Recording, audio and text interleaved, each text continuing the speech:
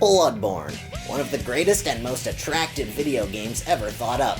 You can dodge at sound speed, take out enemies in a flash, and best of all, there's a chromatic aberration filter and Miyazaki knows how to handle the females. Speaking of females, the Bloodborne universe might also be classified as hot chick heaven because there's such a mess of very beautiful and tough women that it'll make you love the game even more.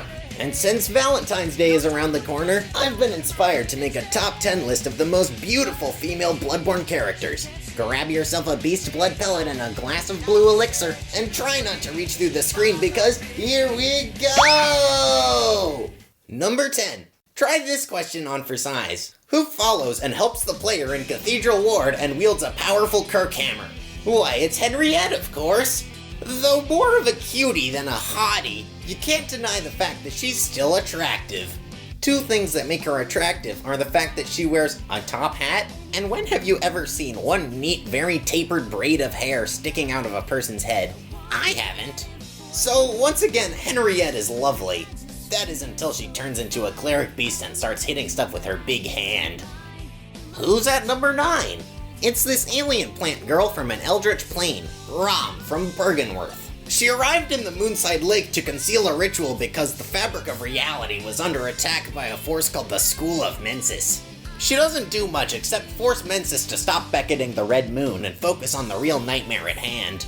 The real reason she lands at the number 9 spot is that she is the closest Willem ever comes to creating a great one. Something Willem wanted for a long while. Numero 8. Orphan of Cos's mother, Cosm. She's attractive and is the size of an above-average Great One mother. What really surprises me about her is that the leader of the School of Mensis, Mikolash, tries to summon her. Kinda silly, don't ya think?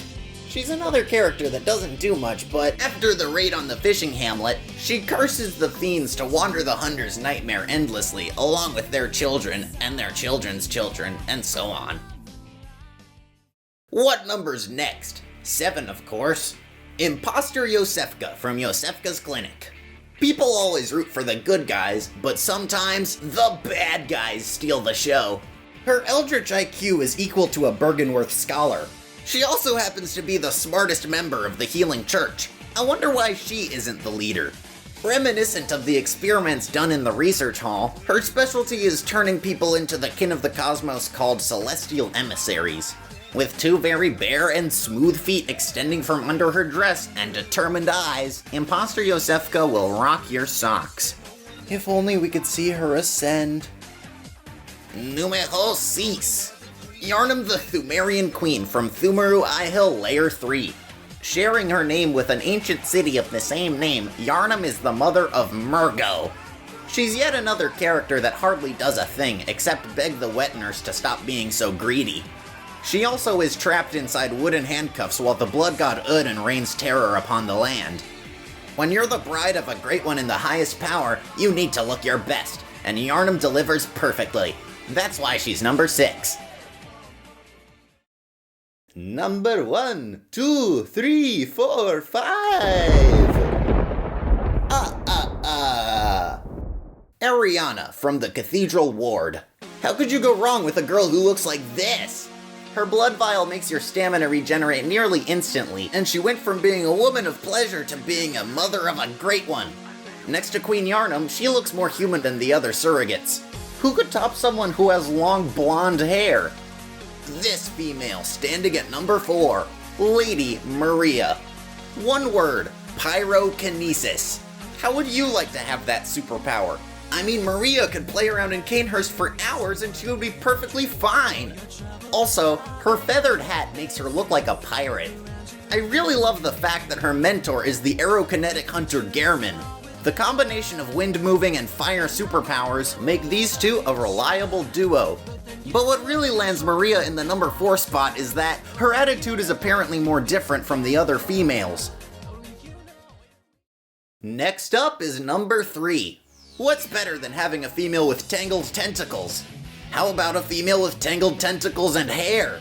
Snail Woman, another Old Hunters DLC exclusive, has that feature. She's slimy, is completely immune to bolt damage, and even fell out of the sky once. She's also the girl of Fishing Hamlet Priest's dreams. Lucky him. Her non-hostile self in the area leading up to Orphan of Kos is just downright hot. Just look at that long slug tail. Now we're talking. Number 1, 2, button my shoe. The Plain Doll. There's a lot to say about this character. She's the level up girl, the player's first official waifu, the only character that used to hum a lullaby, responds to your gestures, the most humanoid non-human, and is like a mother to the player. In the area The Hunter's Dream, one non-player character, the elderly Gehrman, presumably tries to woo the doll but doesn't succeed because he's an elder. The Plain Doll is also a semi-perfect example of an excellent love interest, although there were a couple of times when she just sat there and acted like an object. When you have zero insight, that is. But overall, the doll really stands out amongst the slew of females, not just because she says she loves the player character, or because you can look underneath her skirt, but because throughout the game, she has very good bonus dialogue and cradles the player's infant great one form in the true ending, becoming the ultimate mommy figure. So, you've seen a pyrokinetic hunter, a true great one, 2 gorgeous NPCs, and even a doll. Who could possibly top those kinds of females? Well, get ready, folks. This is the number 1 hottest Bloodborne female character.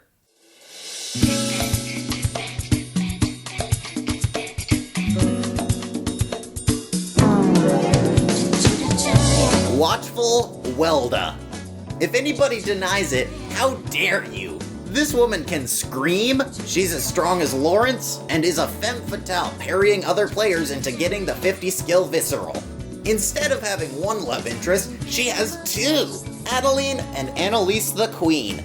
Being a hunter of hunters, she's only interested in one object set, blood, especially the cursed blood gems. There actually have been situations where Welda's cleavage has been exposed, but it eventually got censored. What a price to pay. I think the best part about this beauty is that she wears 10 different outfits, unlike the other female characters. And who wouldn't want to jump out of bounds, be as strong as Orphan of Kos, and one-shot burrito any invader, anytime, anywhere? These 3 traits make Watchful Welda triumph over all the Bloodborne females. My hat goes off to you, From Software Team Japan. You ought to be proud. There you have it, folks. Those were the hottest female chicks in the Bloodborne universe. I hope you enjoyed it, happy Valentine's Day, and I'll see you later. Here we go!